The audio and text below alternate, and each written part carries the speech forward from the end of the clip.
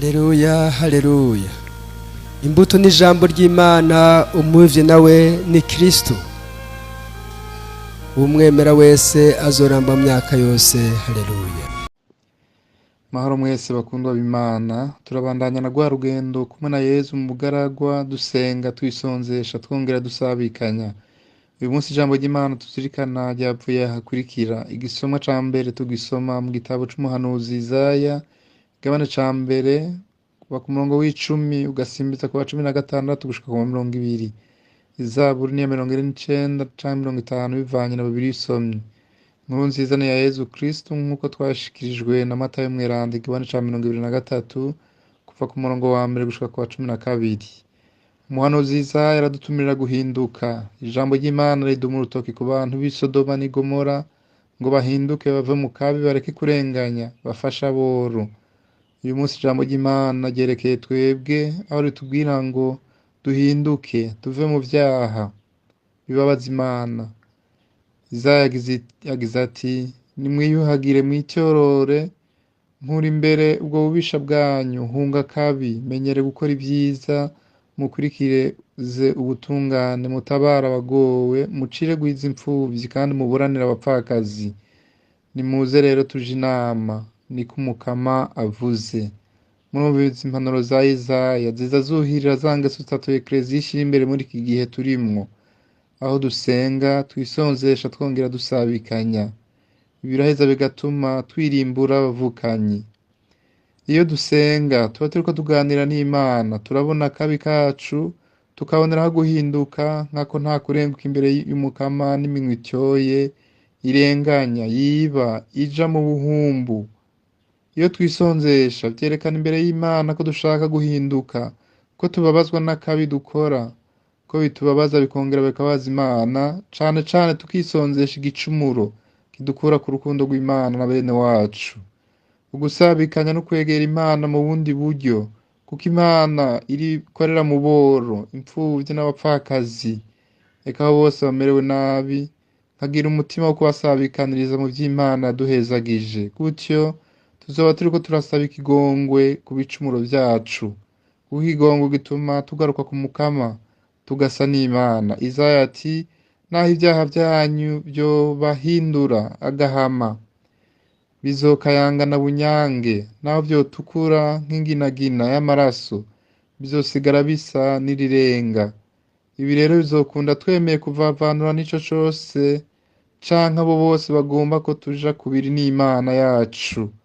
Twavyumvise mu nkuru nziza ico Yezu adusaba, ko tutokwihweza inyifato y'abafarizayo, ariko tutabanebaguye, kuko mu gihe bitarahinduka bari mu cicaro ca Musa. Iryo bavuze rikurikizwe, ariko ntimukore nkabo. Abacumuzi sabo guheba nabo kwiyegereza, tukabasabira nkako Yezu agira ati: sinazanywe n'abakomeye gusa, nazanywe riho n'abagwayi.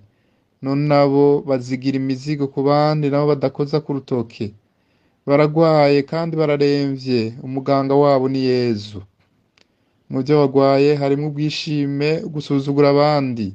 Biyita ko bahambaye, bazi vyinshi, ariko ntaco bibamariye mu gihe bitabegereza Imana. Muze twikebuke abafise nk'izo ngeso z'abafarizayo, kuko ingeso nk'izo zirahari mu kibano, ku kazi ka misi yose. Ugasanga hariho abagwiza amajambo, kandi ivyokorwa ari vyinshi. Ivyokorwa tukabivuga mu majambo gusa, mugabo ntibije mu ngiro. Muri ugasanga hari ushaka kubwiriza uwundi, nawe ntihagire ico ahereza iminwe. Muze abagwaye iyo ngwara twivuze kwa Yezu, duheze dukire, tubone kuzokwihweza inyonga z'Imana y'urukundo n'ikigongwe vyayo bidakama. Umuntu wese ashikanira inkuka yo kunshimira, niwe aba ninahaje Imana. Nzomurangira urukiza ruva ku Mana. Amen. Patiri Celestin Bindigiri, Imana ibagirire neza mwese.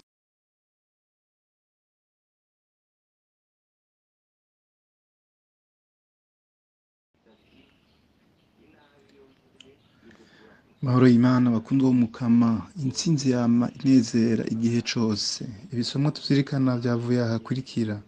Igisomwa ca mbere cavuye mu gitabo ca Samueli ikigabane c'18 kuva ku murongo wa 6 gushika ku 9 n'ikigabane c'19 kuva ku murongo wa 1 gushika ku 7. Izaburi ni ya 55. Inkuru nziza ni ya Yezu Kristo nk'uko yashikirijwe na Mariko ikigabane ca 3 umurongo w'indwi gushika ku wa 12.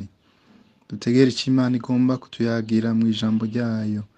Ejo hahise twarumvise mu gisoma twasomeye ko Imana ariyo igwanira abantu yiremeye ngo bahorane iteka. Uyu munsi turumvise ingene igihugu c'Isirayeli gihimbawe nuko Sawuli yabakuyeko abansi ibihumbi n'ibihumbi, indiri n'indiri akaba ari Dawudi yababakuyeko. Kibabaje kandi kiza gusubiza inyuma umunezero nuko iyo uhimbawe abandi nabo bagira inzigo. Iyo ushimiwe aho kugukeza barondera ko bakugirira nabi. Sawuli ababajwe nuko baririmbye ko Dawudi yishe indiri n'indiri aho kunezerwa nuko yamukuyeko waramugeramiye Goliyati wa Mufilisiti. Yaciye ashira agati mu ryinyo ngo mpaka agiriye nabi Dawudi, mwumve namwe iyo nzigo ishari ataco rivuyeko. Mbega abavukanyi, ivyo vyaranze Sawuli muri twebwe nta bihari? Mu mibano yacu ntavyo twosangaho? Aho naho umwe muri twebwe aronse agashimwe kadashimwa na twese? Ntaho nsharika mugenzanje ateye imbere? Ntaho niyumvira kugirira nabi uwundi ngo nuko anteranya imbere? Inzigo y'akazikira tugirira abavukanyi inganiki? Gushika ndamuburanye ari ntumbero yo kumusesaguza gusa. Aho naho utagiye kumucishiriza ngo ntabandanye atera imbere. Mu badandaza bahereranije aho gufashanya mwimbana mu mizi ngo umwe n'uyundi akurusha abakiriya. Ku buzi butandukanye hajya murashimishwa n'uyundi aronse promotion muri ekleziya kuko udashimishwa n'ibikoze kanaka, ariko hari habivugire bitagira ikimazi biza bisubiza inyuma canke bigaca intege uyu nuriya. Ivyo vyose ababikora ntaho bataniye na Sawuli yatanguye intambara yo kwica Dawudi kandi n'iyindi atarayirokoka. Ariko Imana yama ari Imana kandi nkako imanga ntimarira Imana. Naho Sawuli ahigiye Dawudi, ikimukiza kivuye kwa Sawuli nyene. Urukundo ruzokwama rutsinda. Yonatani umuhungu wa Sawuli mukunzi wa Dawudi niwe amugiriye inama y'ukuntu azoza arakwepa se wiwe Sawuli mpaka Sawuli abonye ikosa ryiwe. Muze turandurane n'imizi inzigo n'ishari bizinga urukundo mu buzima bwacu, bigatuma ataterambere ry'umutima rihaba. Ugasanga umuntu yama araba uwundi ku kajisho aho gukora ibyo ashinzwe. Igihe cose ntashimishwe canke ntabone akamaro k'ivyo mugenzi we akora. Hazokwama inzigo n'ishari bizovyara intambara, bitera urwanko. Ugasanga n'abasangiye ibintu barahindukiye barankana bagasharikana. Muri politike hari abadashimishwa n'ibikora uyu canke uriya ngo yoheva baja imbere, kandi bose bagwanira ikintu kimwe, iteka. Mwibuke ko uwuhenzwe n'agahengwe acana inkinzo. Imana irakwiye kudukiriza icarimwe kuko ingwara y'ishari n'inzigo igwaye abantu benshi. Muze rero tubandanire kuri Yezu kugira dukize. Muze dusabe Imana ituronse ingabirano yo gukora ineza iminsi yose. Amen. Patiri Celestino, Paruwasi Rumonge. Imana ibahe kwama mugira neza aho muciye. Bakunzi b'Imana, mahoro y'Imana mwese mukurikirana runo rubuga.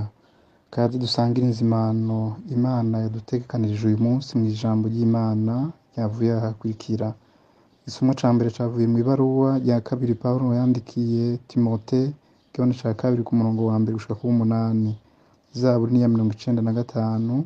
Inkuru nziza ni ya Yezu Kristo nkuko yanditswe na Luka, igabane c'10 umurongo wa 1 gushika ku 9. Bakunzi b'Imana, ejo hahise twahimbaje guhinduka kwa Pawulo mwiranda. Arava mu bubi araja mu bwiza bw'Imana, iramukoresha mu kuba umutumwa, arabarurangiranwa mu gushinga imibano. Uyu munsi ekleziya itweretse abo yibarutse mu kwemera. Nugira nti ivyamwa byo guhinduka kwa Pawulo. aho ku bwa mutima mweranda yatiye abepiskopi Timote na Tito arabigisha ko boja kubera akarorero keza abandi mu migenzo myiza nk'uko bameze, aho yababwira Timote ati nama nibuka kwa kwemera kwawe kutagira amahinyu, akongera akagira ati nico gituma nguhanuye gukabura yangabirano Imana yaguha aho nakubika ko ibiganza. None natwe twarubitswe ko ibiganza igihe twabatizwa, igihe twakomezwa muri mutima mweranda, turaronka ingabirano zitandukanye zidufasha kurangura ubutumwa muri Ekleziya y'Imana. Twame twibuka iryo teka, turigendere kandi dufashe abandi kurigendera, kuko Imana twemera iriho kandi ntibesha, imudatana mu ndagano, kuko yaradutoye iradutuma kwigisha inkuru nziza yayo. Ko twavyumvise Yezu yongeye gutora abatumwa arabarungika babiri, kanatsinda tubiri tuvurana ubupfu, arabatekerera n'impanuro zitari nke. Yezu aha barungitse arahazi nawe yarahaciye yarahakoreye, nico gituma abatekereye impanuro zizobafasha kurangura ubutumwa abahaye.